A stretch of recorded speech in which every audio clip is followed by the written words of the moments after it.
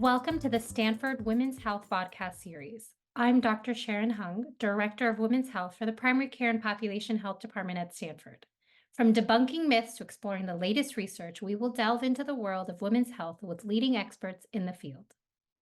Today, I have the pleasure of speaking with Dr. Rogo-Gupta. She's a urogynecologist at Stanford Healthcare. She holds numerous leadership positions at Stanford, including the Associate Division Director of Gynecology and Gynecologic Specialties, Clinic Chief of the Ambulatory Gynecology Service Line, and Well-Being Director for the Department of Obstetrics and Gynecology. Dr. Rogo-Gupta's research interests include outcomes of pelvic organ prolapse and incontinence surgeries, and her work has been widely published and recognized by the American Board of Obstetrics and Gynecology. She currently also serves on the editorial board of her specialty journal, Urogynecology. Dr. Rogo-Gupta, thank you so much for being here today. You've accomplished so much in this field of pelvic organ prolapse and urinary incontinence. I'm curious, how did you become interested in specializing in urogynecology?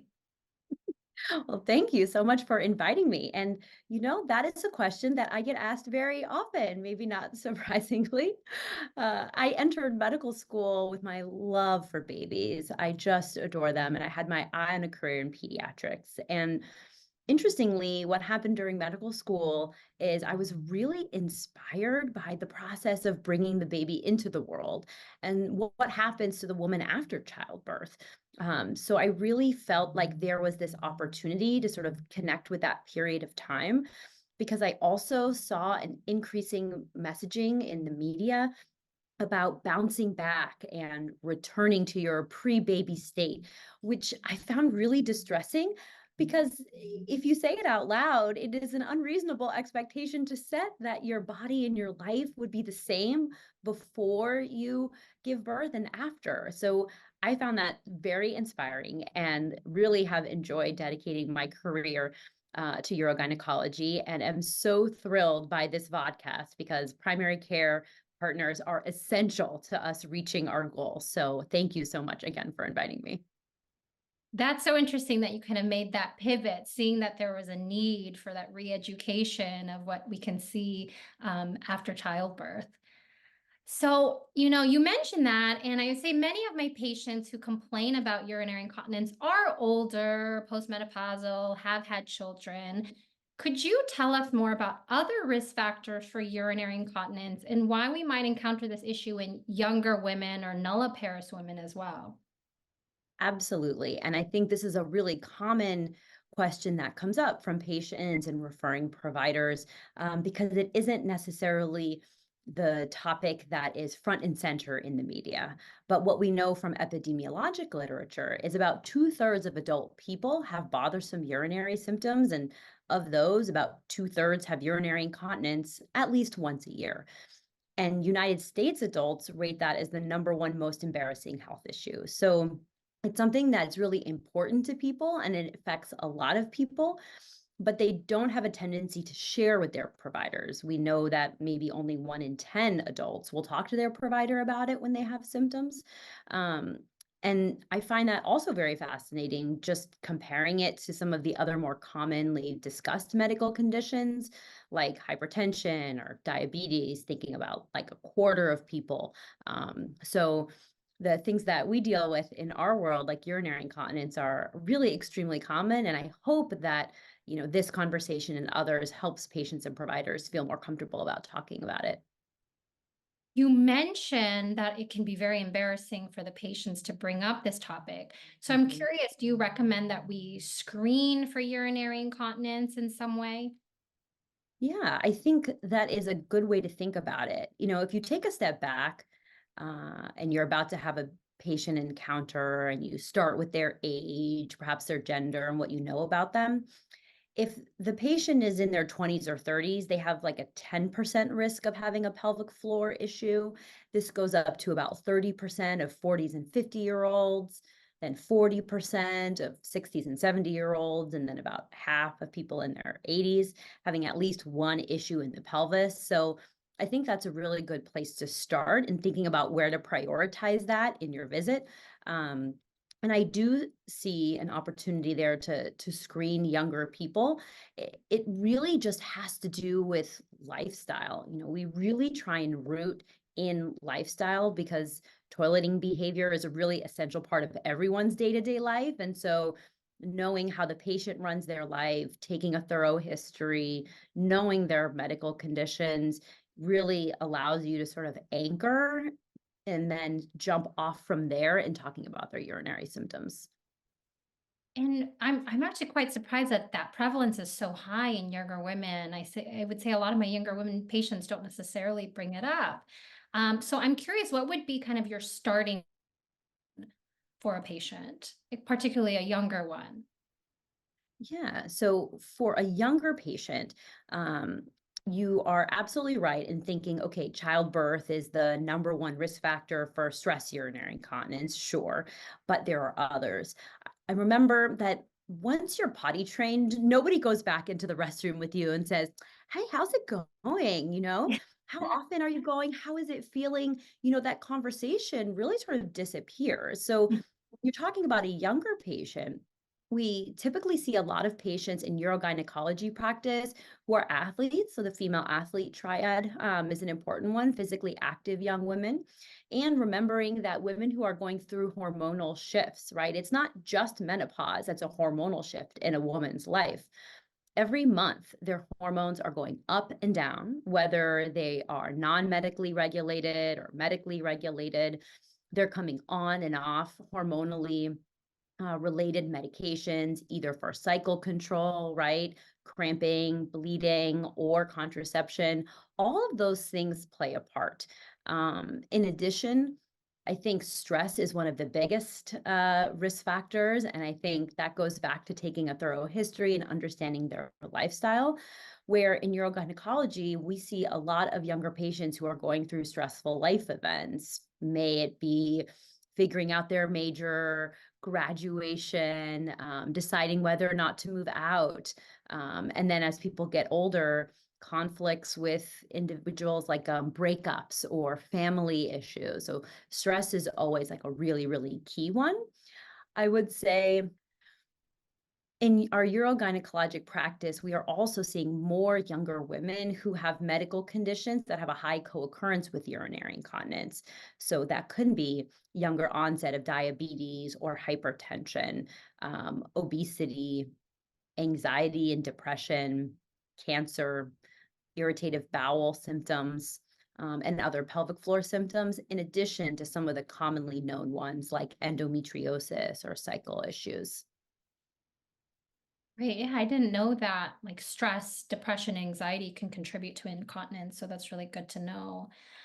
So other than it, obviously being an embarrassing and inconvenient symptom, why is it important to identify and treat urinary incontinence?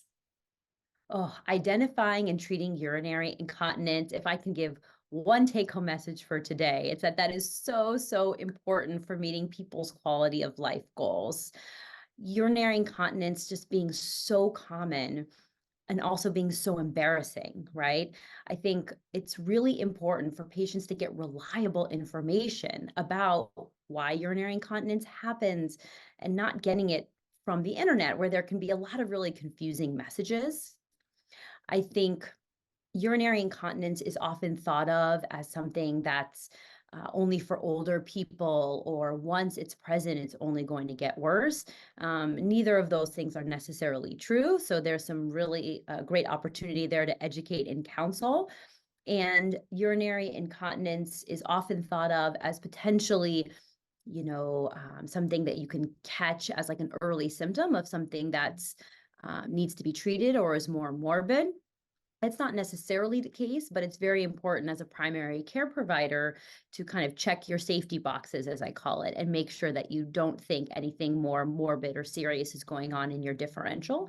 And then once those boxes are checked, kind of moving on to treatment options. You mentioned that it's important for patients to get accurate information, and there's certainly a lot of misinformation on the internet. You've mentioned a few, but are there other common misconceptions or myths that you've heard from patients that you think are important to dispel? Yes, dispelling myths is something I do every day in my practice as a urogynecologist. Our biggest one is the 8 to 10 glasses of water per day. That is a very common one. I'm sure you've heard it as well, right? I've heard it. Yes, yes, yes, that we have to stay hydrated and drink 8 glasses throughout the day, even before we are thirsty. Yes. Yes, the 8 to 10 glasses of water per day was fascinating, and I actually sort of dedicated a chunk of time to figuring that out so I could help talk to patients more directly about it. And while it was really popularized by a lot of sort of weight loss fad diets, as it were, in the recent decades, although it's never been proven to improve weight loss or constipation, it actually has its origins farther back from that. So, when the government was creating the first national nutrition guidelines, the person who wrote the guidelines has been quoted as saying 8 to 10 glasses sounded like a good amount of water. It is so fascinating how it's so embedded in people's beliefs at this point. So I think one of the biggest myths that I address in the very first visit as a urogynecologist in my practice is 8 to 10 glasses of water. So we talk about drinking when you're thirsty. And we talk about getting your water intake from fresh fruits and vegetables. That is one of the most important myths. The second most common myth I talk about in my practice as a urogynecologist is that going to the restroom 2 to 3 times a day is sufficient. This also seems quite strange given you're producing urine constantly, right? I see a lot of flight attendants, teachers, medical professionals in my practice, people whose jobs don't necessarily structurally allow them for breaks, people who work on assembly lines and food packing, right? It's really important that we actually go about every 2 to 3 hours when we are awake. So the goal for a woman for urination will be about every 2 to 3 hours when awake. And we call about 8 times in 24 hours normal. That's a good thing to talk about kind of right from the get-go, because in our practice, we really want to set reasonable expectations with patients so that we can develop a treatment plan where we sort of meet their lifestyle and quality of life goals with what's reasonable given their medical situation. I would say that third myth that we commonly bust in the urogynecology visits is that urinary incontinence is only going to get worse. So, while it's true that more people develop urinary incontinence sort of with each passing decade, it is not true that in one individual person, the symptoms get worse over time. This is actually a very important thing to clarify because we often have people coming in very distressed or anxious about their urinary incontinence symptoms, not because they're bothering them in the moment, because of the fear of what's going to happen 5, 10, 15 years down the line. So, in our practice, we talk about how there are lots of triggers for urinary incontinence. Some they may be aware of, some they may not be. And we go through those triggers because typically those triggers sort of resolve themselves in about a 2 to 3 year period. So, those I would say would be the top three myths: 8 to 10 glasses of water per day. You should urinate 2 or 3 times in a day, and urinary incontinence will only get worse. That's very interesting, and it's also reassuring to hear that and have their triggers removed and improved after a couple of years. When I'm obtaining a history for urinary incontinence, I try to classify it into stress, urgency, mixed, overflow. I'm curious how you generally approach your history taking and assessment of urinary incontinence. That's a great question. I love history taking. Urogyne is a history taking field, hands down.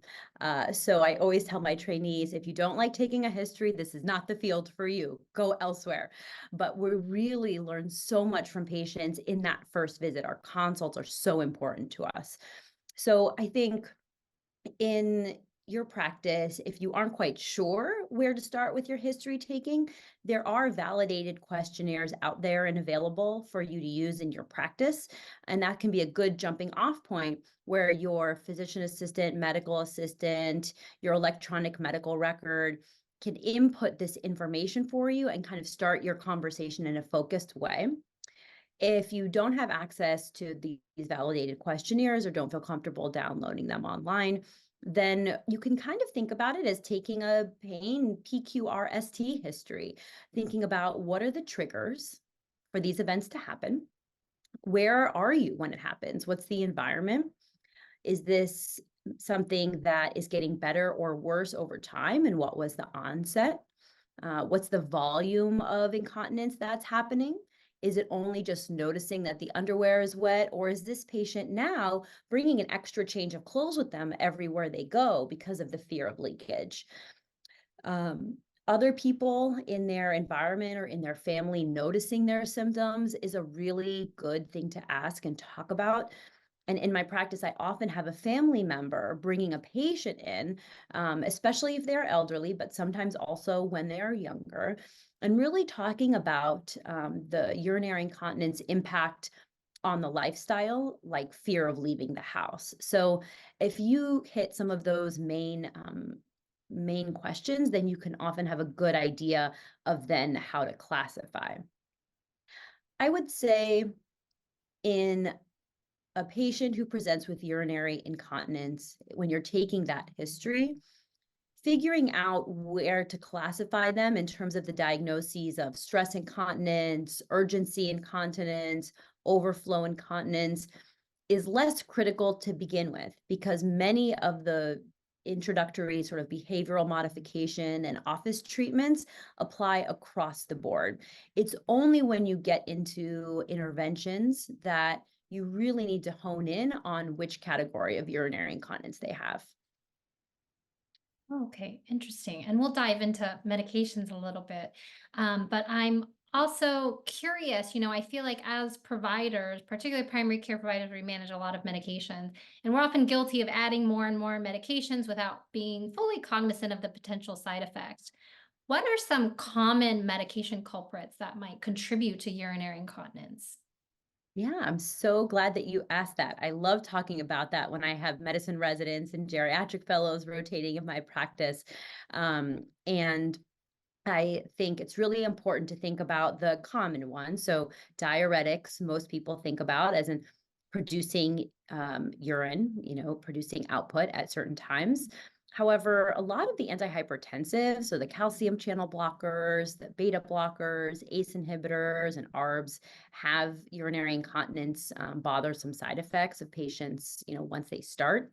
The psychotropic medications, so commonly used antidepressants and mood stabilizers and antipsychotics, are commonly associated with bothersome urinary symptoms as side effects. It doesn't mean that all of these medications can't be used, it just really means a risk-benefit discussion would be great. So they're not surprised when they come to my practice or when they come talk to you about how things are going. Besides medications, I will just mention two common medical conditions that even when treated, people still tend to have their urinary incontinence. The first is OSA, is obstructive sleep apnea. Even treated sleep apnea tends to be associated with bothersome urinary incontinence, particularly at night. And so when I see a patient who has known obstructive sleep apnea, I'm very upfront with expectations with them. And the second would be diabetes. I would say patients who have diabetes tend to have a lot of urgency or urinary incontinence symptoms to begin with. And then over time, their bladder becomes weaker and they have more overflow symptoms. I see. So I wanted to pivot a little bit and talk more about testing.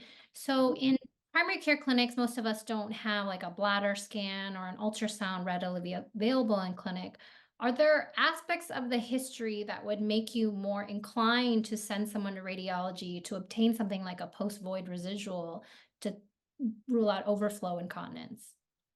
Absolutely. I love that question. I think that you don't need fancy testing to identify or treat patients with urinary incontinence. And that's a really important piece of lowering the barriers and broadening access to care for urinary incontinence. I think there's some important clues in the history. If you think about urinary incontinence as sort of this balance, right, where production and emptying, right, aren't really meeting. So you're either producing way too much or not emptying enough. That's a really helpful place to begin. and asking the patient how they feel when they sit on the toilet. Again, going back to this concept of adult potty training, my patients always laugh when I talk about it, but I tell them, this may be the first time that someone's asking you what it's like for you sitting on the toilet since you were young, but it's really crucial to being able to help you. So if the patient reports that when they're sitting on the toilet, they're doing lots of maneuvers to urinate, they start learning how to dance, lean, stand up and down, shake or push, that's a sign that they're feeling like they're not emptying. And that, I think, is a very reasonable trigger to either send them for a bladder scan, or if you have catheters in the office, a catheterization is the most accurate way to get that piece of information. And in my practice, we offer nurse visits for that when needed. I think that patients who have a mismatch in what they're telling you in terms of what their intake is and how they're urinating, if something doesn't seem quite right, then I would send them for testing or have a low threshold. And really, I think in addition to sending them for a residual, meaning how much is left in the bladder after they urinate, bladder diaries are a really helpful tool. But we can talk about that later if you want. Oh yeah, thank you for those clues of when to look for overflow incontinence. But yes, I would love to hear you expound upon how a bladder diary is helpful. Yeah, bladder diaries are a really helpful tool because our memory for urination is very poor, and things can be different during the day and the night. So a bladder diary is helpful because urination is a fraction. You're trying to understand what percentage of their bladder, right, are they emptying? So bladder diaries can be downloaded online, and we give them a collection hat, perhaps something similar to what you might use for a 24-hour urine collection, but we have them write down everything they drink and then the volume at which they urinate and the time that this happens for about 3 days. And that's really helpful to understand like what the denominator is and how full they are. And so usually I'll put that together with the patient's history before determining whether something like a residual would benefit them. Hmm, interesting. You mentioned earlier, not letting testing kind of get in the way of moving on to treatments, but I'm curious, when would you consider urodynamic studies prior to initiating oral medications for urinary incontinence? Yeah, that's a great question. So, urinary incontinence in women in your general practice, you are most commonly going to see the stress urinary incontinence type of the women who've had children. That's going to be your most common bucket. And that's a patient who comes in reporting that they're leaking urine, with cough or sneeze or running. They're denying, sitting and rocking on the toilet. They're feeling like it all comes out, but they're just confused as to how they're leaking again an hour later. So those patients, in terms of national guidelines, say no further testing is required. They can go on and move into the treatment phase. If you have a patient who has something more concerning going on, more morbid, meaning maybe recurrent urinary tract infections, maybe 3 or more. If they were hospitalized for a febrile or upper tract infection, or they're getting confused, if they're having urinary incontinence to the point where they're having skin breakdown and ulcers, if there's something more concerning going on, then that might be an indication to send them faster for testing. And similarly, if you think that there's obstruction, so obstruction in the woman and the man, right, are usually of some slightly different etiologies for the most part. In men, BPH is a commonly taught like reason for obstruction and cause for lower urinary tract symptoms in men. In women, our version of that is pelvic organ prolapse, is essentially the sort of bladder or vaginal walls folding on themselves such that there's a little kink or fold and there's not a free flow of urine out.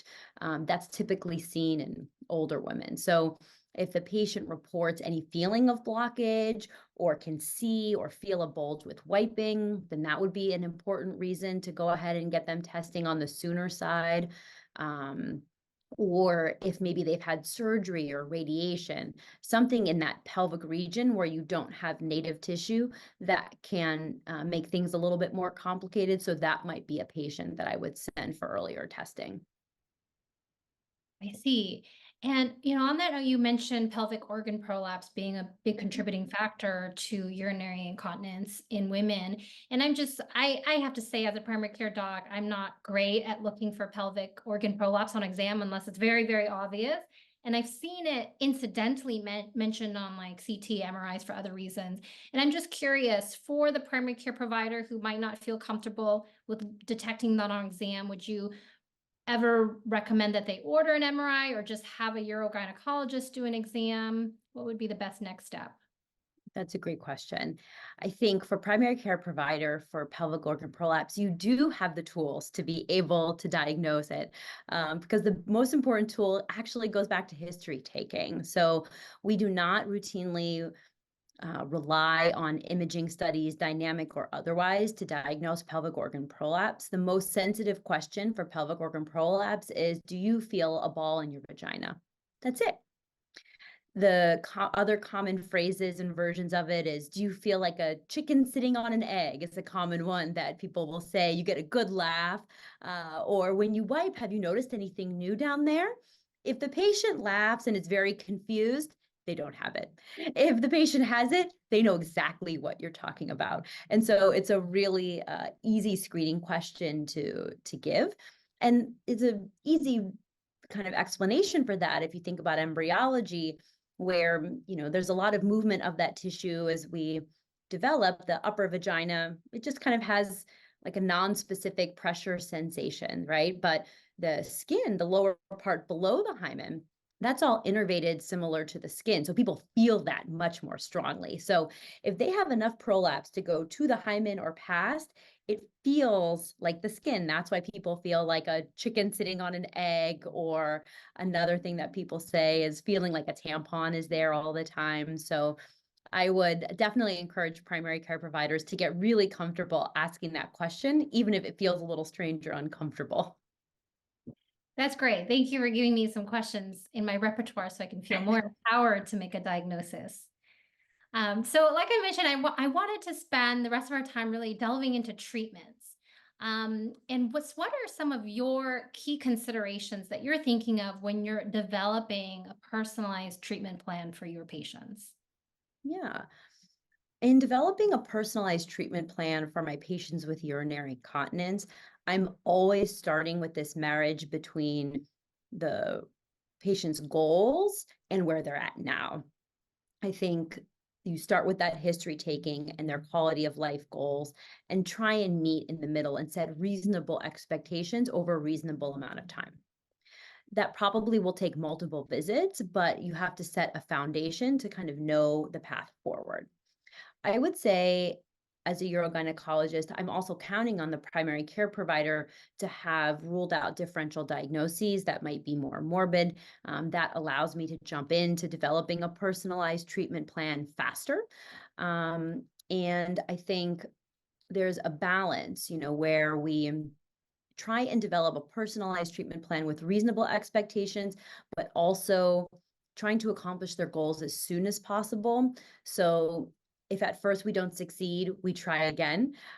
So frequent visits in the beginning to make sure that the patient is taking steps towards their goals is really important. And only sort of reducing the number of visits to an annual discussion only when we think we're at a good level. I think that's really how I would start creating a personalized treatment plan. And are there specific lifestyle factors and preventative measures that you often emphasize to patients? Absolutely. Lifestyle measures is the cornerstone. You could easily put me out of business gladly by changing people's lifestyles. And that's one of the most challenging things, right? As a urogynecologist, we know that you've got to get moving and stay moving. You have to get over it. There's no magic bullet that's going to treat urinary incontinence or prevent it from ever happening again. Doesn't exist. You have to commit. You have to pay attention to the food that you eat. eat food, not too much, mostly plants. It's really true when it comes to urinary incontinence. And actually, the getting connected, not by Zoom or a vodcast, though I love talking to you on Zoom. I want my patients to get out for social connection because of the triggers of anxiety and stress and depression for urinary incontinence. Um, the pandemic has been a very interesting experience. Urogynecologists sort of braced ourselves because we knew what was coming, because we created a situation, we had a situation that was going to trigger a lot of mental health issues that are triggers for urinary incontinence. So we knew that we were going to be very busy. The only reason we didn't drown in the beginning is because with shutdowns, people were closer to restrooms. They were not going too far from home. They were not traveling far. And so that allowed them to sort of be able to utilize the restroom in a way and have lower embarrassment. When things opened up again, not surprising to us, our demand went back up through the roof and it has not slowed down since. That's really interesting that a lot of things that you counsel on, that we counsel patients on, also help with urinary incontinence. And when do you recommend bladder training? And I'm curious what your general spiel is about them when you advise them to patients. Oh, yes. Bladder training is the most important potty training for everyone. So, the first piece is going every 2 to 3 hours when awake. If you need to wait 4 hours, here and there, that's okay. Some patients feel like they're going too much and they're going every 30 minutes to an hour. Some people are going too little, going every 6 to 8 hours. We want to find a cadence that on average is about every 2 to 3 hours. There's resources online if it's helpful. Our American Urogynecologic Society has a behavior training, very quick, like 1 or 2 pager that I give out commonly in my practice. There's some keys in there about urge suppression. So what to do if it's too soon to go, and when to properly use like Kegel exercises. And part within that bladder training is also the identification of food and liquid triggers that might give you urinary incontinence or urgency to urinate, so that people start to really know and can anticipate. Um, for example, in that behavior training, we talk about how if you have something caffeinated, carbonated, sugary, you will likely have some bothersome urinary symptoms. They're pretty commonly reported. That's the really fun part of the discussion when the patient comes in with a liter bottle of carbonated water, thinking that they're doing the right thing. And then I'm just looking at them and shaking my head. We always have a really good laugh. So that's kind of where this partnership really comes, because I need the patient, right, to take advantage of the knowledge and the education and actually integrate it. Otherwise, it's never going to work. Yeah, yeah.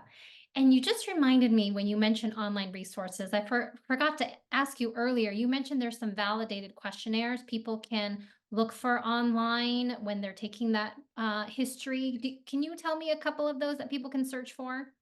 Absolutely. So the two urogynecologic, standard patient questionnaires that are used and is very helpful for identifying bothersome urinary, vaginal, or bowel symptoms would be the pelvic floor impact questionnaire, for short, that's PFIQ, and the pelvic floor distress inventory, PFDI.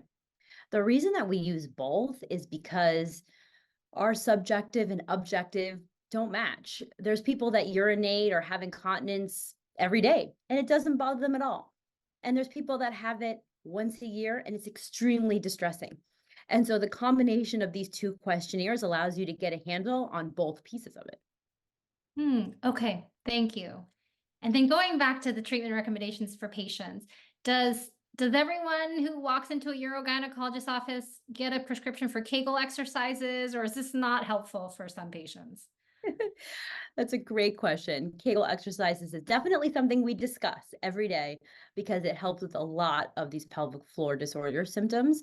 Because there's some people who are too strong, there's some people who are too weak, and there's some people in the middle who just have a lack of coordination, usually because they learned some behavior for toileting that no longer serves them, like straining to defecate will no longer serve you in the long term, or perhaps they, developed hemorrhoids, or they developed slow motility from menopause. Like, there's so many things that happen that impact the activities going on in the pelvis. So we talk about it a lot. The Kegel exercises are successful when someone does it on their own about 40% of the time. But if you incorporate a pelvic floor physical therapist and customized training, that success rate doubles. So in our practice, we usually use the physical exam to identify which patients are good candidates, what their coordination is. And in patients who we think they might be a good at-home candidate, we are able to give them written information and exercises to do. And in patients who maybe struggle with coordination or really would benefit just from more direct one-on-one therapy, we give them names and resources for pelvic floor physical therapists.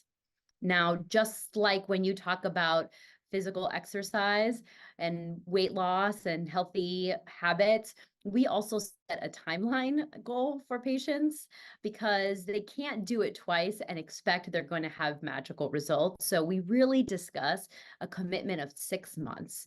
That is the minimum time we want to see a patient integrating pelvic floor physical therapy at home or with the therapist into their schedule before we really talk about whether it's meeting their goals. Any tips for our audience on finding a pelvic floor physical therapist for their patient? Absolutely. So the American Physical Therapy Association has a section on women's health providers. So in that section, they have people who are certified. So it's a 1 to 2 year fellowship after their physical therapy training in pelvic floor. They tend to be women providers, but they treat both women and men. So it is really helpful if you have any patients with bothersome bladder or bowel symptoms of any gender, actually. We also, for those providers that are part of an academic institution, there are often physical therapist group in-house as well.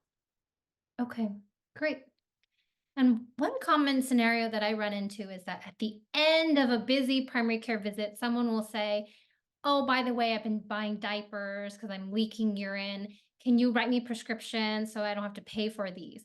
How do you recommend we navigate that situation, particularly when there's a time crunch? Yes, the doorknob question of urinary incontinence, I think they call it. Absolutely. I think thinking about how patients manage their own symptoms is really important, especially as we're sort of also expanding the treatment environment, where we're having like some virtual visits. So we're not getting those classic cues, right? Where we would think about odor, or maybe we would see the patient's extra diaper with them. We don't get that necessarily with a video visit. So I love how you're thinking about how to give patients access to information to use at home. I think these days there's kind of a few different approaches. Absorbable underwear has become very common, both for menses and urinary incontinence, to help reduce the cost, the waste. They tend to be washable, and they hold, on average, maybe 30 mLs at a time of liquid. So that's very common. Thinks is a common brand, and there are others that market direct to patients. Poise Impressa is another kind of marketed direct to patient urinary incontinence treatment option. It's not a diaper, but it's a tampon style of device that helps put pressure on the back of the urethra so that when they increase their intra-abdominal pressure, there's a little bit more pressure on the urethra to reduce the chance of leakage. That's pretty common. For overnight urinary incontinence, PureWick has become marketed right directly to patients, which is different. It's not an indwelling catheter, but instead it's sort of an external kind of rounded shaped suction device that hooks up to wall suction in the house, into the regular electrical plug. And this little device sort of rests externally in between the legs and sucks urine when it is expelled, when patients have overnight leakage. I would say in my practice, especially for patients who have decreased mobility or fall risk, or who brought in by their family members for concern of falls, that if it isn't cost prohibitive is a great investment. That's great to know. I already have a couple patients in my mind that I feel like I could recommend that to. And delving into prescription medications. So, sometimes I prescribe vaginal estrogen for vaginal dryness, dyspareunia, but specifically for urinary incontinence, when would topical vaginal estrogen be helpful?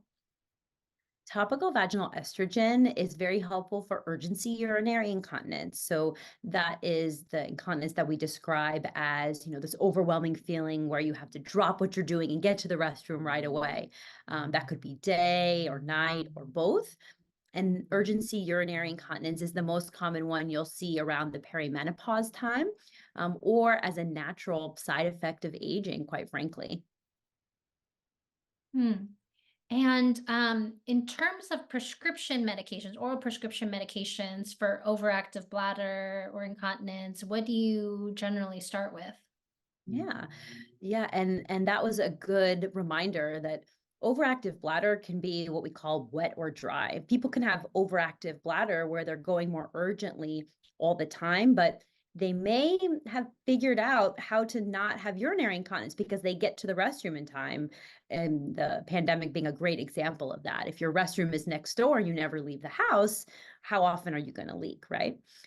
So that is a good reminder that both can happen. The medications that we typically use when lifestyle and behavior modifications and vaginal estrogen have not reached goals, then we talk about oral or topical medications. There's two groups of medications. There's the anticholinergic medications and the beta-3 agonists. Um, the anticholinergic medications have been around for quite some time. The most commonly used across the United States are still the first generation, which is the ditropan or oxybutynin and the detrol or tolterodine. I'll mention that oxybutynin or ditropan is available transdermally as a patch. It used to be widely available and inexpensive over the counter under the brand name of Oxytrol in a 72-hour patch. The cost has recently risen, but it tends to be a nice option for patients if you're looking for minimal side effects. The other anticholinergics, that's fesoterodine or Toviaz, solifenacin or Vesicare, trospium or Sanctura, and darafenacin or Enablex. Then the beta-3 agonists, that's mirabegron or mirabetrip, and Gemtesa or Vibegron. And what do you generally choose or first, or does it depend on the specific patient that's in front of you? That's a great question. So, in my practice, when I think about medications, and I encourage everyone to think this way, we have national guidelines and national recommendations on how to approach medication for the patient with overactive bladder or urgency of urination or urgency incontinence. The guidelines say that we try and fail two medications before moving on to more invasive therapy. Two. Insurance similarly requires documentation that the patient try and fail two before they'll cover anything else. So one of the best things a primary care provider can do is try two before sending them on to the consultant or a specialist, because then we can jump right in to getting them another effective treatment without spending time trying the medications for them. So what does try and fail mean is probably the next natural question. It means they try it and either have a side effect or lack of efficacy. Now, the great thing about these bladder medications is relatively quickly. I love talking to internal medicine residents about this because I usually will tell patients, I'm going to give you a 1 month supply. By the end of the bottle, you will know either it doesn't work at all, or you've had side effects and you stopped it. Maybe it helped some, but it's not quite at your goals, or maybe it's 100%. So in my practice, I tell them, you take that first bottle and then report back and let me know. I need documentation for your insurance. So once you let me know, either I'll refill it for a year if you're happy, and we'll talk next year. If it's not quite reaching your goal, we'll try an alternative. And similarly, if you had a side effect or it didn't help at all, then we'll go ahead and try another one. And then usually by 2 or 3 months, depending on how quickly they fill their prescriptions, we have an answer. And if neither of the medications worked, we stop right there and move on to new things. There's no reason to continue these medications for more than a month if they're not reaching your patient's goals. Okay. And so is there a specific agent that in your experience seems to work for more patients that you would recommend starting with? That is a great question. In my practice, I am more likely to prescribe based on cost and insurance coverage, based on my subjective experience of efficacy, because realistically, that's one of the biggest barriers for patients. And typically, insurances will cover the first generation, so the tolterodine or Detrol, the oxybutynin or the ditropan, before they will cover some of the newer generations. In my practice years ago, when we could give samples, I did find that some of the newer generations had lower side effect profiles and were more likely, patients were more likely to ask for refills. So like trospium or Sanctura was a common one. But really, in general, in our practices today, from the perspective of trying to reduce barriers and improve access, giving them a prescription and having them try for 2-4 weeks maximum. It's really the most important thing is that they actually fill and try it. I see. So yeah, I have noticed also that, oxybutynin tends to be one of the cheaper agents. But when we're thinking about elderly patients, how do you generally counsel them about the potential cognitive effects or anticholinergic effects to watch out Yeah. for? Yeah, and this is a fascinating question because it's really different from how you manage, for example, hypertension. Is another like kind of chronic disease in people where I find that primary care providers are very used to using like low dose medications and titrating kind of up or down, day or night, kind of to reach symptom goals. And anticholinergics really, and maybe over a period of years, right? I might see a patient who's been taking oxybutynin for 10 years and I ask them if it works and they say they don't remember. So it's really very interesting. The first thing I usually do will take them off of it. So when we think about anticholinergics, right, the cholinergic deficit theory of dementia is a really important to consider. But really, what we know is there's kind of a lack of like long-term data to prove causation. There's actually a trial that's funded in the United States in 2020 to look at this called R2D2. It's reducing the risk of dementia through deprescribing. And the PI is a pharmacologist. So I think we're all really looking forward to having some more robust data. I would say in general with anticholinergic medications in dementia, it's a dose dependent relationship. And so it is very important to always take it back to the history. What other anticholinergic medications are they exposed to now or have they been exposed to in the past? And then circling back to what their quality of life goals are. It's so important not to withhold treatment for patients whose quality of life is so dramatically reduced due to their urinary incontinence symptoms. I can't, communicate that more. I share a lot of patients with the geriatricians as well. And when you're faced with a patient who feels they can't go visit their family, celebrate events, travel, do some of these things because of their urinary incontinence, it's really important to have that conversation.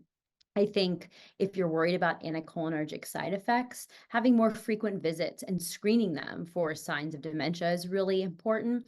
And also, least amount of medication for the least amount of time that it helps is another good way of thinking about it. Right. And I think you mentioned earlier, and I just want to confirm these medications that we're talking about help for both stress and urgent incontinence. So these medications are for overactive bladder or urgency urinary incontinence. There's actually no FDA approved medication in the United States for stress urinary incontinence. Duloxetine or Cymbalta has been used for stress urinary incontinence in Europe, but it's off label in the United States. Okay. Thank you for clarifying that. And when do you recommend that we, after trying one or two medications, sounds like is a good reason to refer to you guys. When else would you recommend that we refer to urogynecology? And what non-surgical and surgical treatments should we expect patients to hear about? Yeah, that's a great question. I think the right time to refer is when a patient has failed the behavior modification, absolutely vaginal estrogen, a trial of two medications, and if they're bothered, quite frankly. Um, some patients really just come to have a conversation. They're maybe not particularly bothered, not necessarily interested in initiating treatments, which is absolutely fine. We're more than happy to have kind of an education or introductory conversation, but the patients will get the most out of it if they're sort of ready to hear about and consider treatment options. In terms of what treatment options they might hear about. So if we talk about the patient with the stress urinary incontinence, so the leakage of urine with activity, cough, laugh, sneeze, position change. In addition to Kegel exercises, we might talk to them about the Pessary. So that is a device that fits inside the vagina, either over the counter or fit in our office, that puts some more pressure against that urethra. Or surgery. So the sling surgery or mid-urethral sling is a surgery to help replace the damaged support around the urethra, and office bulking agent. So these are procedures that can be done in the office under a local anesthetic, so very appropriate for patients across ages and morbidities, where we're really doing it cystoscopically. We're looking inside the urethra where atrophy tends to happen and tends to wear away the inside of the urethra, and we actually bulk up the urethra from the inside out. So those would be options that we would offer a patient for stress urinary incontinence. For urgency urinary incontinence, in those patients that have tried and failed two medications, we really talk to them about three key treatment options. One is Botox. So, Botox injected cystoscopically, similarly in the office under a local anesthetic. Tibial nerve stimulation, so neural modulation via the tibial nerve. That is about 12 sessions, about a week apart for 30 minutes until they've reached their goals. And then maintenance is about once a month. And then sacral neuromodulation, or I commonly refer to it as a pacemaker for your bladder, FDA approved for urinary incontinence as well as bowel incontinence. And that does need to be performed under like sedation and a local anesthetic, and we intubate the S3. Very interesting therapies. I'm curious, are there aspects of the history or exam where wouldn't necessarily recommend a pessary to patient and recommend that they just go straight to surgery, or is it kind of after generally trying and failing a pessary first? Ooh, that's a great question. I would say in my practice for patients that were considering pessary, I think in general, I'm a minimalist. I always think like the least invasive option before proceeding to the next. I think life is just a series of risk benefit discussions, and that's all a series of trade offs. So I think in general, it's pretty low risk to try a pessary, especially in our office, where usually we will fit a patient, see if they're comfortable, allow them to walk around before they would leave with it. The patients who would have a higher risk of a pessary than benefit ratio might be someone who has had some kind of physical or emotional trauma related to the vagina, or in whom inserting anything in the vagina is known to cause pain. So if we pick up any of those pieces in the history, we take a little bit of a pause and take a little bit of time talking to them about whether this would be a reasonable thing for them to try or not. I see. Thank you for sharing that. That's very interesting. And what are some common challenges that you encounter in your practice in addressing urinary incontinence? I would say a common challenge in treating urinary incontinence is that people don't want to change their habits. It really comes back to lifestyle. It's really hard. There's some things that are less modifiable or perceived as less modifiable, like working schedules and taking breaks and prioritizing their own health. And some things that seem more easily modifiable, like not smoking, like physically moving, standing during meetings, as I'm doing right now, right? And I think habits are really hard to change. I think another challenge I face in my practice is that there's so many mixed messages out there in the media. There's direct to patient marketing now for quick fix, whether it's a one pill solves all, or whether it's like electrical stimulation by sitting in a chair, passive stimulation, a lot of things that really our organization more broadly has not adopted because the data doesn't seem to pan out in terms of a risk benefit balance. And we have a lot of patients coming in getting that messaging from marketing and from media. Mm. That's great that you've been standing this whole time. I haven't even noticed. You're so still. I would be bouncing all around. I'm so fidgety. Looking forward, can you discuss some innovative or emerging treatments that you think are particularly promising or exciting? Yeah. I think looking forward, I think there are some promising and exciting things on the horizon. I think at-home diagnostics, so home urodynamics or ambulatory urodynamics, has been in the research and development phase for quite some time. And there's currently trials out to go ahead and phase patients into trying this at home, because scaling is so hard for us. And with so many patients, 2/3 having urinary incontinence, it's a lot of patients to reach. So we're really looking forward to being able to help expand diagnostics for people who need it. I think neuromodulation. So I mentioned the pacemaker, which is not new. It's been around since the 90s, but a lot of patients don't really know about it. A lot of providers don't either. That concept of neuromodulation, of helping with the communication between the brain and the bladder and stepping in, that continues to be under research and development. And there's exciting, like less invasive options that avoid the sacrum that are coming live.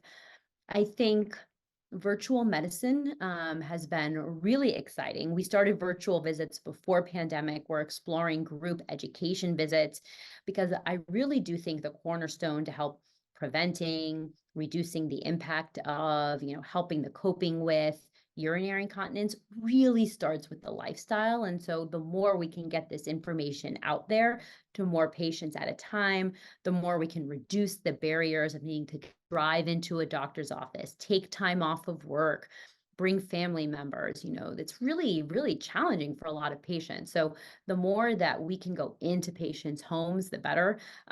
So I really look forward to being able to expand as a field with that.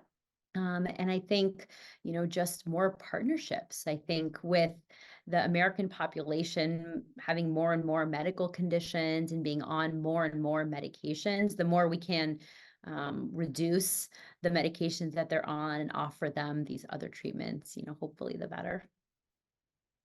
Great. Yeah, that's great to hear that lifestyle modifications played such a big role, because I think that's very doable for a primary care provider. So thank you for all these excellent tips and sharing your insights today. I will definitely remember to ask about chicken sitting on an egg. But I can't thank you enough for your time today. Thank you. Thank you so much again, Sharon. I really enjoyed talking to you, and I look forward to seeing all the patients that we can reach together in the future.